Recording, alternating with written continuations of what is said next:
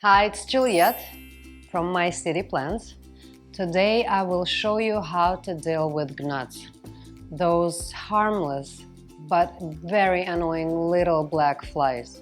Gnats can live, survive, and breed only in constantly moist soil. If your plant occupied by those unwanted guests and they're not going away, this means you have been overwatering your plant. For me, gnat infestation is much easier to get rid of compared to spider mites, which is the worst, or mealybugs. But as I said many times before, light to moderate infestation can be easily treated. You have to take action as soon as you see one fly flying by or two. Heavy infestation is then gnats are moving deeper into the soil, and as the result, the whole root system gets infested. Usually the root rot is also present at this stage. Heavily infested plants better be discarded. If you're not sure how bad the infestation is on your plant, you can follow my recommendations, and if everything fails, unfortunately, you have addressed the issue too late. But let's not get discouraged and try to save our plant. Here's what you need. Soil moisture meter, my favorite tool. Gloves, of course, to keep your hands clean. You will need Gnats sticky traps, bamboo stick, paper towel, watering can, and fresh soil. I recommend using a potting mix that offers great porosity and resists compaction. We use for all our plants Good Dirt potting mix. It's peat moss bait potting mix. It offers all this, plus it's filled with all natural essential elements. The list of things I'm using in this video can be found in the video description. If you see one or two flies here and there, this is a light infestation. To deal with this level of infestation, we need to replace the topsoil. We're gonna simply remove 3-4 inches of the soil. Yeah, you just scoop it up. Again, don't rush, guys. There's no reason to rush. We're just slowly taking out topsoil so we can refresh it and top up with the new fresh soil, because if there are any eggs in here, we are going to remove them. All right, let me see if it's deep enough. Okay, I think this is good. I'm just going to get rid of this bad soil that might be infested with gnats eggs.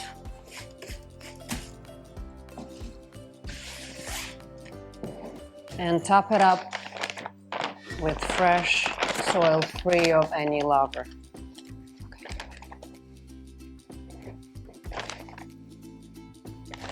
If the soil is dry, it's much better if you guys use dry soil, because we don't want to add another moist, comfortable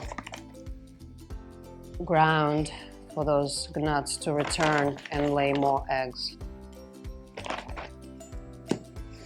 Yep. Now the topsoil is changed. Do not water your plant until the soil is very dry, 3/4 or all the way through. Most plants will recover from being dehydrated as long as they're not constantly underwatered for a long period of time. It is important for us to let the soil dry well so we can kill more eggs and prevent adults from laying more eggs on our plant.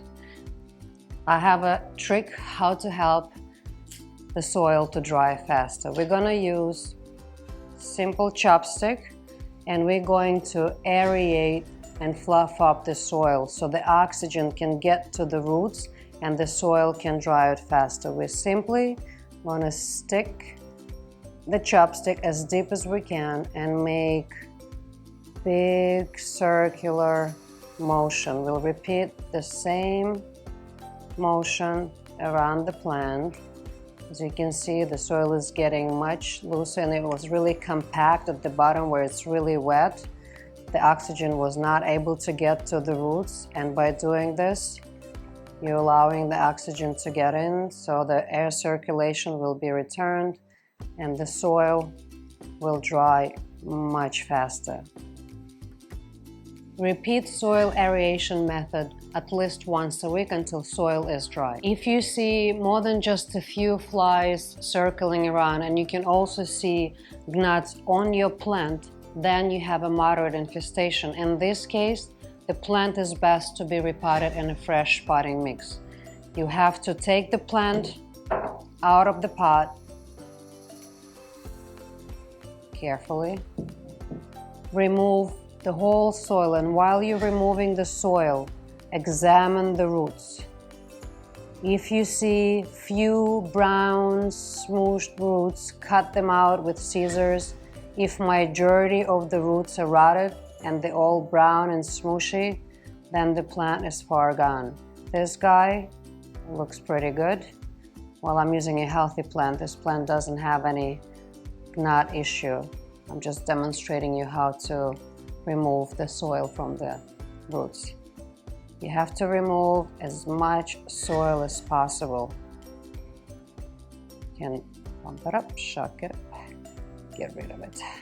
Just don't rush because you don't want to damage the roots. Be very gentle. You see how healthy the roots of this guy is? Such a happy plant. It's arrowhead, by the way, guys, if you don't know the name of the plant. All right. I think I did a good job. So now the old soil is off. I'm gonna get rid of this soil, and I will pot this little guy in the fresh potting mix. Dang, it's slow enough. I will add a little bit of, let me put it on this side, it'll be easier. I will put a little bit of soil at the bottom so it sits on the right level. And then simply, and again guys, it is better to use dry or slightly moist soil when you do that. Do not use wet soil. We are trying to eliminate providing a breeding ground for the gnats. Almost done. A little more. All right. This guy is all set in the fresh soil. Now we're going to set up traps. This is the traps I love using. They're very easy to put together and they work greatly. They're gonna catch all the adult gnats, and this will prevent them from laying more eggs on our plants. You have a few sheets of sticky traps and a little stick to hold them. They're very easy to assemble. You just remove the back part, which has that glue on them.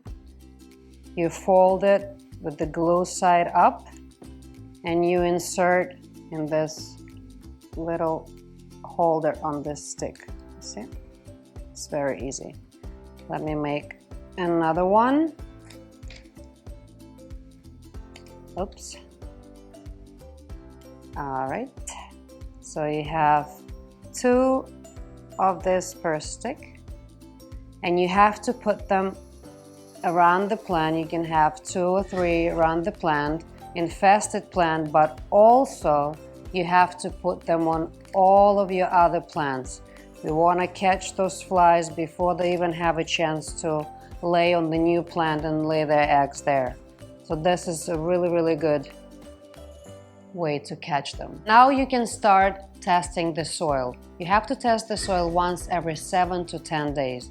You can use your finger to test the soil. In this case, you would have to stick your finger as deep as you can go inside the soil, and you test it in a few areas around the plant. If the soil feels dry to you, very dry to you, only then you can water the plant. I personally love, use, and recommend the soil moisture meter. It's a very simple tool to use. It allows you to test the moisture levels on a much lower level. Especially works well for the larger plants because the finger cannot reach as deep as you would like to test the soil. You simply stick this meter in the soil and you look at the reading. The plants should be watered when the reading is in the lowest dry zone, so like I would say around number 1. This way you know for sure that the soil is dry enough. You do not keep this tool in the soil, you only use it to test the soil once every 7 to 10 days. When the soil is dry and your plant is ready for a drink, I would recommend using bottom feeding method. What it means that the water gets to the plant roots from the bottom. We have all our plants potted in self-watering planters that has a built-in sub-irrigation system. The water reservoir is at the bottom of the planter. There is a special pond substrate of mineral stones, and then there is a soil. The substrate works as a buffer between the water and the soil. It absorbs the water and then slowly releases it to the soil. Simply just add water into the reservoir, and we watch this little red stick inside the water level indicator. When it reaches the maximum mark, we know that the reservoir is full. Plant will drink water as fast as it wants to and as much as it needs to. This is a very easy bottom feeding method to use on this planter. If you have a plant potted in a regular pot with drainage and you have a saucer, you would need to add water. Let me show you guys. You need to add water in the saucer and then wait for a few minutes to see if the plant will drink the whole amount. As soon as the saucer is empty, that means that the soil absorbed all the moisture. You can add the water again. You wait for a few minutes. If you see the water is not moving any longer, that means that the soil is well saturated. You need to get rid of excess water. Let me just do that. Because we do not want our plants standing in water. It took whatever water is needed, and the excess water has to go. If you have plant potted in a planter without drainage, you have to be very, very careful with the amount of water you use to water these plants to avoid water collecting at the bottom of the pot. I would personally recommend you guys to repot your plants with a pot with drainage, as without drainage, you will run into the same problem or other problems for sure. Continue testing the soil once every 7 to 10 days and water your plant only if the soil is dry. Do not water your plants without testing the soil first. To win the gnat fight, you have to be consistent. So roll up your sleeve and go to work. Don't forget to subscribe to our channel today so you do not miss any important information that will help you to keep your plants happy and healthy. Take care of yourself, take care of your plants. Don't forget, people make plants happy. Thank you for watching and have a green day.